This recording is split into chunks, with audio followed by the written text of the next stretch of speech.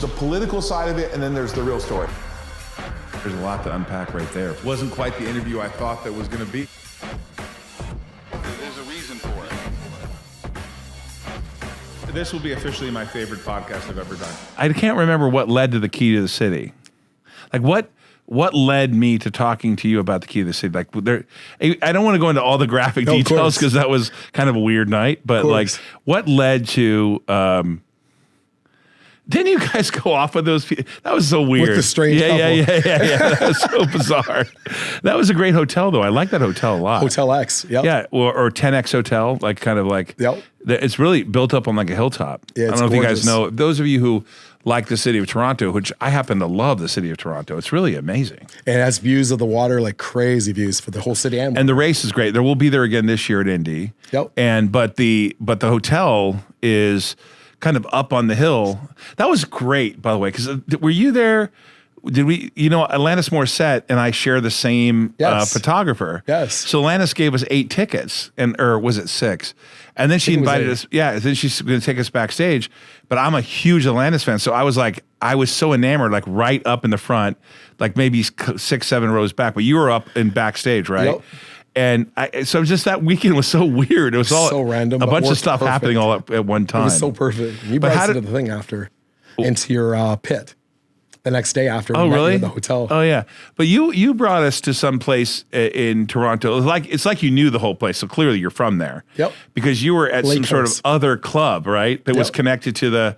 So I liked. It was very eclectic. I mean, and you guys there's like a restaurant connected to the amphitheater. That's right. Right. It's called Lake House, so it's like a private membership club above above Budweiser stage. So you get the concert, and then you go upstairs, and it's like food and private bars, and it's the whole shishi effect. So what's cool about you is that you said, I'm thinking about setting up a key to the city in Vegas. That's right. And I was like, the guy's full of shit. Like, oh yeah, he's gonna. And then you're telling me about the key to Toronto. And I always carry one, by the way. So I always carry a key with me, as I'm known for this in Toronto, because I never know who I'm going to meet. So my rule of thumb is always, anywhere I'm at, I always carry a key. That's these things right here, yeah, right? And this is the Toronto one. Is that Toronto? That's Toronto. The Toronto one, the original. And then this is Montreal. Cool. Okay. So you got 3 keys to the city right now, That's right. And you, reason I asked you to come on the show is because I don't know. We developed a friendship pretty quickly. Very quick. And it was a random friendship, like a random. You saved us from the weird couple, actually. Did I? Yeah. And we met in the elevator, and you saw my key. And but what the hell is that? Oh, yeah, I gave it to you. That's you right. were the guy I gave it to. Right. So you gave me the key, and then I'm like, what the heck is this? That's right. And I didn't really understand it. Even recently. So we have a Risk-On conference every year, and I said to you, well, if you're going to do Key to the City in Vegas, I'll buy the Key to the City for Vegas. This is this new one. So if you came to the Risk-On conference last year in F1 weekend, every attendee, right, Christy, did everyone get one of these? Everyone got them in the gift bag. Or from me. Yeah, I was or from you. around. And it's really beautiful, actually. And I actually, I saw in here, you had the car, you kind of have the whole city described, right? We even celebrated, if you look closely, we put little things in there, like tell a story with the football that's I see Super the Bowl. football, I see the race car, I see the Wynn, the Encore, Bellagio. And look at Paris. the stadium. It's really fitting now for the Vegas Golden Knights. I saw some people hanging it here, like It's become a wearable. Actually, I was at a pool at Encore, and we're like, "Is that our key?" I thought what was cool was that you've made the marketing kind of like eclectically, like no one knows about it. You got to be a friend to be a friend. Speakeasy. But you just had this big event where like a bunch of people in Vegas showed up, but they had to be a key holder. That's right. Or a guest of a key holder. Yep. Or a guest of a key holder. So, which kind of made it kind of cool, because one thing I wanted to create with this was not just like a curated program, but I wanted like this community of key holders that could then get to meet each other. It tells you that I fly at 100,000 feet because I was too stupid to understand that it's not a discount program. No. And that is a big difference. And I want people to understand it's only recently, even though I gave it away, and should I tell this story about how stupid I love I am? it. I love it. I'm really stupid because I said, I'm scared. I'll take 500 of those. I thought they were like, it tells you I shouldn't be managing money, I guess, or something. Because I said, 500 of those, that's $5,000. Really, no, it's 50,000. Whoops. It's a good spin, But though. I thought it was a good help to get you started, right? I appreciated it and love. But then I went to some places. You're in a bunch of places in Vegas already, right? 33 right now and growing, but we're really careful. But it's not a discount program. No. We're going to come back to that. But you guys have got to pay attention to this because this is not one of those things where you buy, you've seen those, like you have a blue book. It was like a coupon entertainment book for something off, like, or Groupon. It's not that, which is cool. It's a really cool idea. I don't agree with you. I think you should be in all 50 cities. You should be everywhere. We're going to be. I know. You've been around 10 years, right? Yeah. And you're in 3 cities. 9 years. Yeah, crazy. I mean, is that called slow growth? Is that organic growth? Very, very organic. Because I know your numbers and you're doing well. Yep. I mean, you and a few people run the company and your numbers are fairly stellar. And I also don't agree that I think the app should be universal, but I guess we're fixing that. The app will be able to choose a city within the app. But you're in Vegas, Toronto, and Montreal. That's correct. Why don't you tell us about how you started it?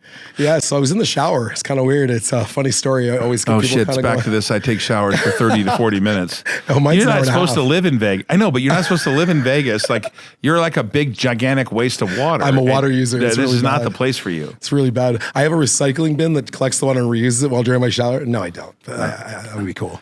Dude, anyway, if you take it... when I was a kid, maybe I took an hour and a half shower for whatever reason. Well, your happy spot. What? You have a happy spot. So my happy spot's the shower where your mind just somehow, everything becomes clear. In the shower? Ideas hit me. Yeah, it's really weird. How'd you come up with the idea? So it was funny when my previous company, we created the world's first, it was actually Google Street View before Google Street View. So I have a patent pending for that, but it was patent pending. But we ended up creating a product that we wanted to create a loyalty thing that spoke to that actual business. And it was a guide that toured you around to the best of the city, same kind of concept, but without the perks and benefits. So I was like, do we create a card? Cards are easy, simple, slap a name on it, sell them. And then it kind of hit me in the shower. I was like, okay, cards are dead. No one wants cards. This is in 2014. So I knew cards were on the decline. No, you couldn't give a card away. I mean, we got Air Miles cards and they were dying. But I knew that I thought loyalty would go stratospheric, and it did. And I came in at the right time. It was funny, the week before I launched, and we've been working on it for a year, Rogers Communications out of Canada, they're huge. I know them, yeah. They launched a company called Vicinity Rewards, and it was a card. And they launched the first hospitality program in Toronto around what I was doing, but mine was obviously built differently. There wasn't discounts. Theirs was discount based. They were old school. And I knew right then, I was like, I'm on some. But no one's really doing what you're doing, right? No one's doing what I'm doing. And it was funny, originally it was going to be a key to the city card. And then I'm like, well, wait a minute, we're back to a card. That's just stupid. And we're going to do a plastic key. Then it became a metal key. And by the end of my shower, I was set on a metal key. And then I had to figure out how an NFC chip would work. And that was phase 2. But you don't have an app where the people cannot carry the key, right? No. So one of the other rules when I first started this, and back in 2015 again, I wanted to go back to physicality. I felt like apps were becoming, everyone had an app, and the apps to me just didn't feel the same. There's a feel to the key. It adds a dimension. A certain weight, right? And if I got rid of that, now what am I? I'm just another app. And what's the cool factor then? Anyone could do it. And what's nice about it also scared off competition, because competition look at it and go, well, he creates a nice key. So it's really hard to say, let's do a card or another key and an app. It's not the same. So I think Flight, what's it called? Flight something? Flight Club. Yeah, it's super cool. Yeah, they take it. It's one of my favorites. One of the most redeemed spots right now in Vegas. Well, I think the first people to use it was someone from Risk On. Yep. And they were pretty excited. They actually went from your Risk On conference that night straight to the place. And to be honest, I kind of bit my nails. So it hadn't been launched yet officially. It was only a few venues taking it. I hope it works. Yeah. I was like, oh God, I hope it works. Flight Club is where you play darts and stuff like this. And I know that they love it. But I want to go back to how you created though, because you talked to me about how you went back and forth on making the key and billion revisions and stuff like that. Like, talk about the resiliency of that, because that took you a while, right? Yeah, polishing, rebranding, and we knew the brand was on point. Our packaging used to be a clear cellophane or like one of those gift cards. It would hang on the shelf was the idea, and we went from there in the first year right away to a CD format. What was cool about the CD format, I just always liked CDs. I grew up in the '90s, and the CDs were cool. And I didn't actually think of CDs being a throwback, but we're getting a lot of love of late where people are like, did did you think of this as a CD? Like, we love CDs. They love the throwback, and they thought it was intentional, and it wasn't intentional. It just happened to be in a CD case, but it was super cool. But yeah, so we repolished the brand. We had to figure out how the NFC chip, which is the unique number on the back of each key. We only make 2,024 keys in Las Vegas, and each key is uniquely numbered to you. So we wanted to make it where you could tap. So our next phase is actually a check-in app where they'll tap it at a host stand. It'll greet you by, "Hey, Mr. Ault, welcome back." Hey, those of you who are part of Risk On 360, the Global Success Conference, who got one of these as a gift, there's a special message coming out for you directly, and obviously we're recording this now. Tim's going to have an important message for you on how to use this, because my understanding, Tim, is that the keys are only good for 1 year, right? From activation. From activation. So, but they've got to activate in 24, right? So they got this gift to them in November. We'll come back to that, but they got to activate, right? Yep, for sure. And you're able to track who activates, stuff like this? Yeah, that's actually how we send invites to these special secret parties for key holders. Mm-hmm. And then I announce new ones, obviously. Kind of fascinating, because you always guarantee the original price, right? Yep. So you got people back 10 years ago that are paying a lot less than today, right? Yeah, Toronto, we started, the original concept was $25 a year. And, you just want to prove concept. And I always promised this grandfathered rate. It's crazy. I'm making no money. Don't you have to say to them, if they want to cancel, like, you should sell your membership? Oh, people are so proud. Our keep rate on those, anyone from the 25, even up to the 150, we're at 250 now in Toronto for their key. But that original rate, yeah, they just don't leave. They know. So someone gets a key. What do? They activate it. They're on the app. What can they do with it? Talk about why this is not a discount club. Yeah, what we wanted to create was a kind of it is a hospitality-based program, and the idea was to promote the best of each city.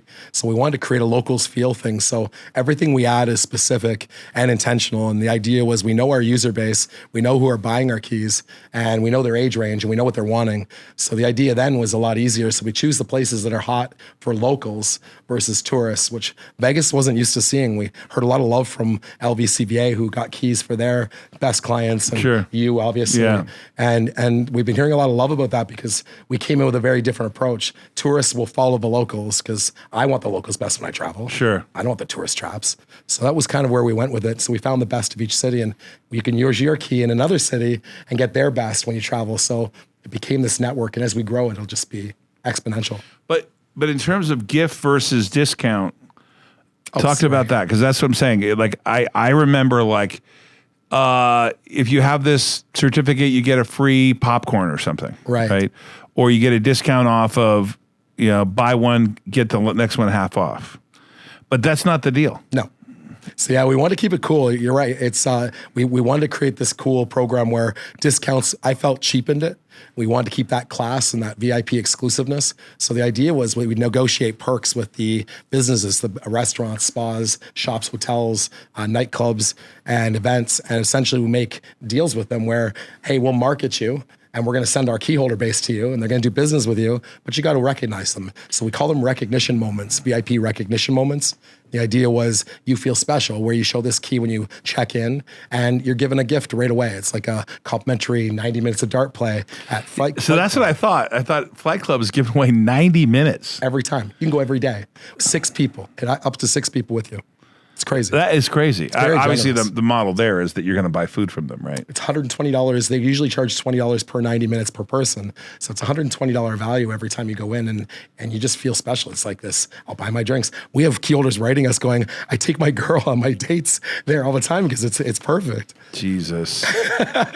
So how do people get Key to City, and when are you going to go to other cities? You're in, I've said this multiple times, Toronto, Montreal, Vegas. Yep. What made you choose Vegas as your first city? So Las Vegas, one of the reasons was actually with you, because we had conversation about it. And I was like, I really like Vegas. And I think it'd be a really good first city in the US. And it just, there's nothing that speaks VIP than Vegas. Right. But the problem with Vegas, what I learned here and why we've done so well, I believe, is there's VIP in Vegas is a loose word. It's a loose term. People are just, they throw it around with everything. It's VIP, and nothing's really actually VIP.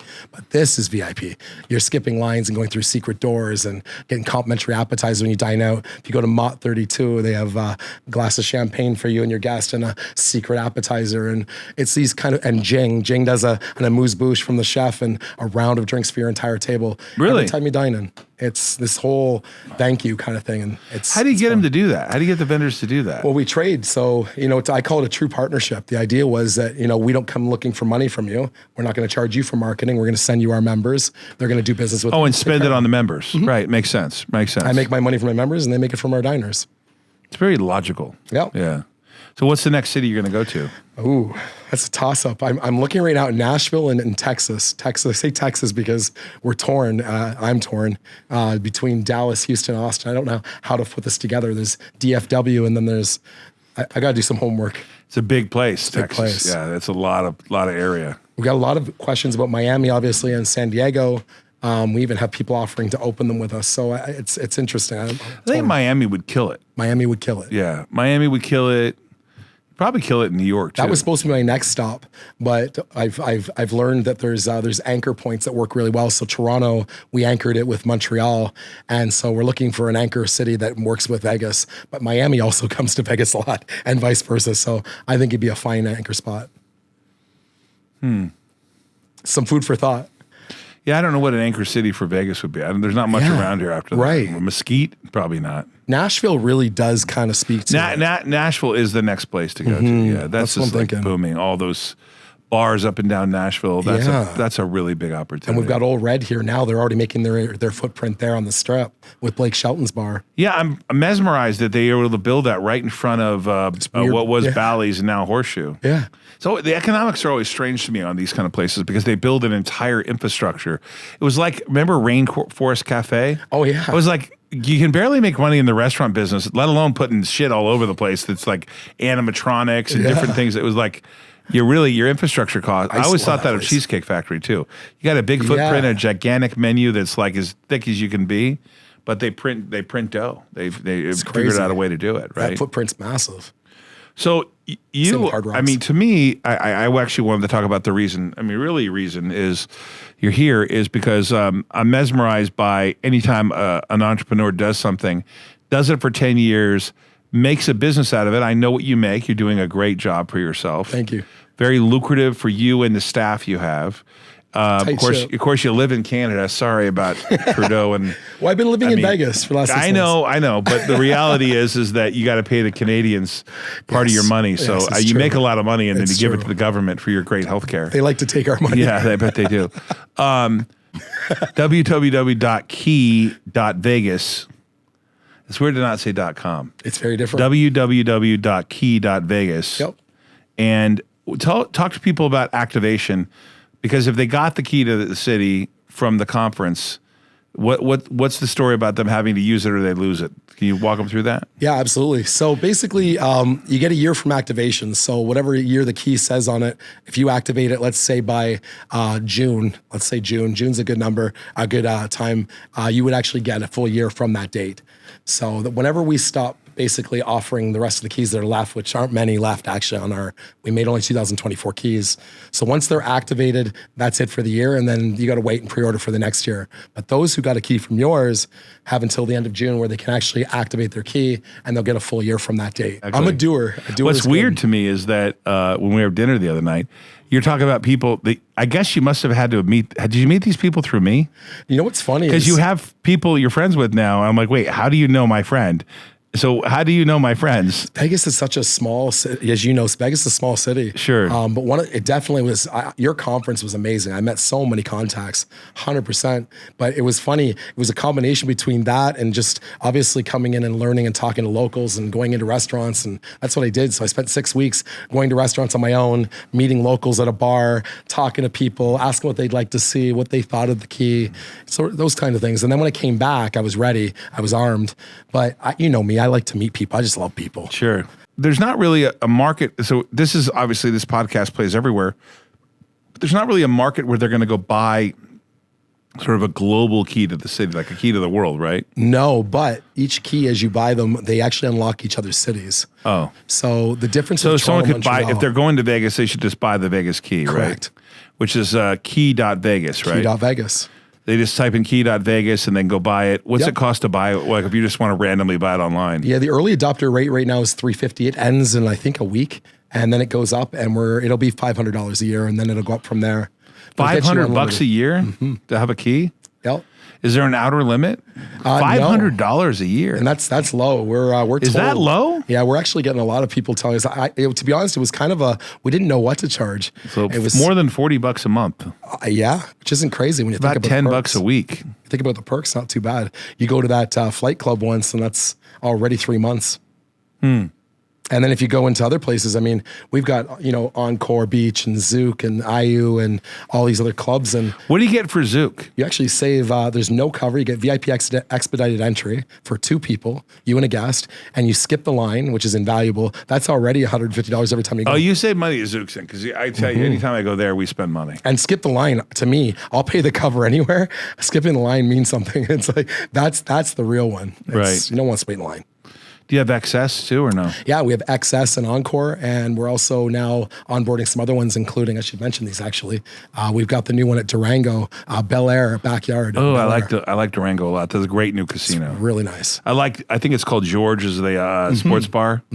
Oh my God, that place is great. Yeah, Durango's a great hotel. Great spot. It's like a Red Rock place. Very good. And we even have 8 cigar lounges. If you're in Durango, then does that mean you're going to be in Green Valley? Yeah, so we're aiming for that, and we're not dealing with Durango in specific, but we have their venues within Durango. Oh, got it. So yeah, we're definitely interested though. So someone could just buy the key to the city, and every time they come here, they could use it, and then any other time that there's new keys to the city, they could use it too. Yeah.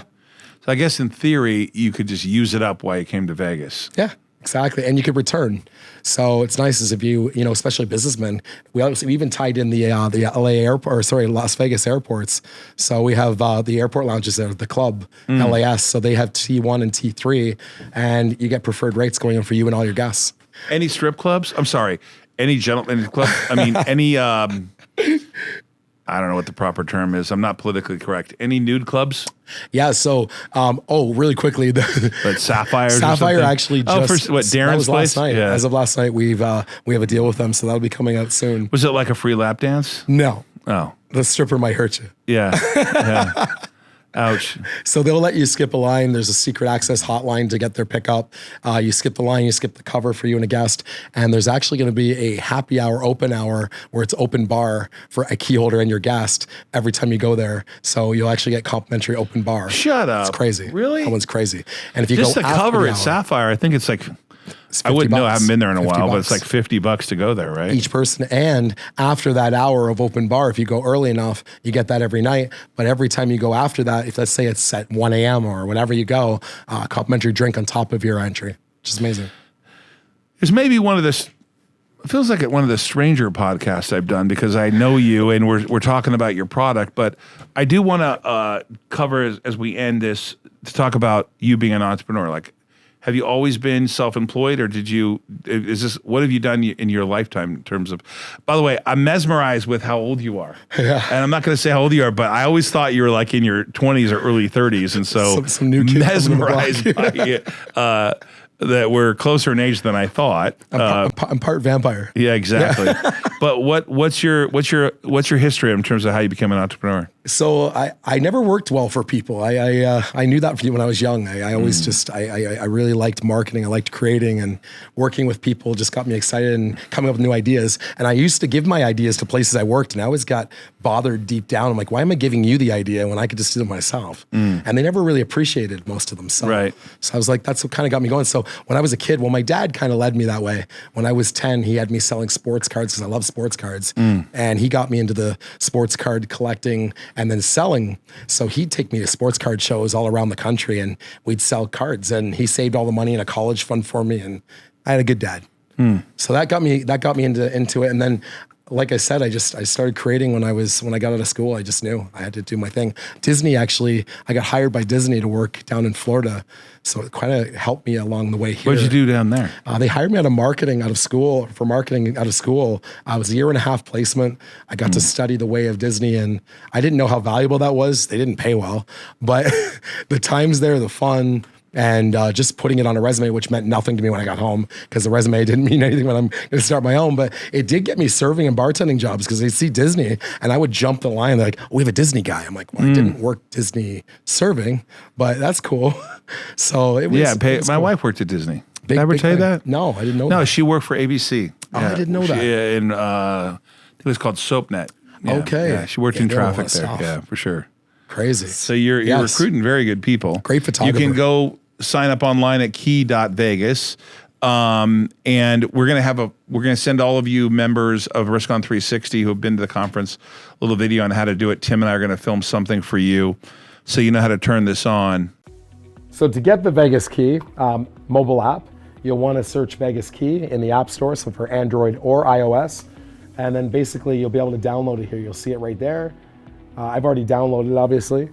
So this will pop open the app for me. For you, you're gonna have to just make sure you sign up, activate your key, and you'll gain full access to the mobile app. And you only have to log in once. One login creation, the app actually recognizes you the next time, which is amazing. So that's how you find it. The App Store, you'll search Vegas Key, and it'll come up for iOS or Android.